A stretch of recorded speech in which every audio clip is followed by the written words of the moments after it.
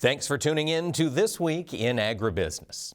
Across the country, restrictions for COVID are coming off, and as such, ag meetings are growing. More and more farmers are getting out, getting together, and talking to each other, and they'll have an opportunity again very soon.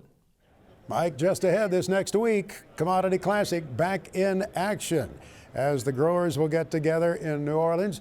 Here to visit with us about that is Vice President of Communications for the National Corn Growers Association, Neil Caskey. Neil, it's exciting, isn't it?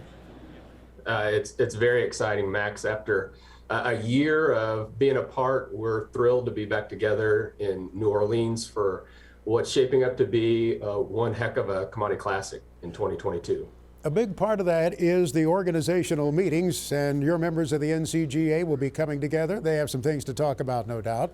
We do, and so this is where we get together as the National Corn Growers Association to set our policy direction for the year. So there is some heavy lifting that goes on by your organization leadership and the leaders of those other organizations, in addition to a great trade show that is held every year.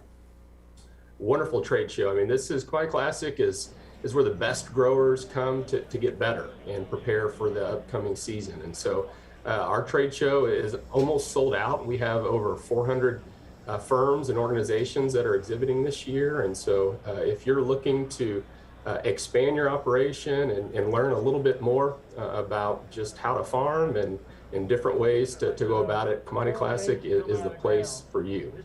Neil, am I correct also that there are various informational opportunities away from the trade show? The opportunity to sit in and listen to some of the businesses that sell to farmers, or perhaps maybe some university experts who are coming in there too? Absolutely. And so, I mean, educational opportunities that's the cornerstone of all things Commodity Classic.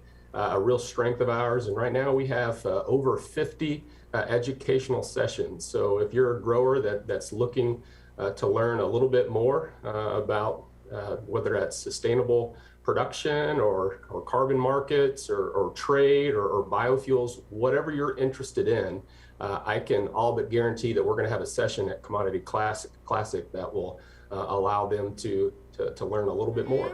At times in the past, I've been surprised at the geography of farmers that I meet coming into Commodity Classic. It's wider than you might expect. It's not just the heart of the country, is it?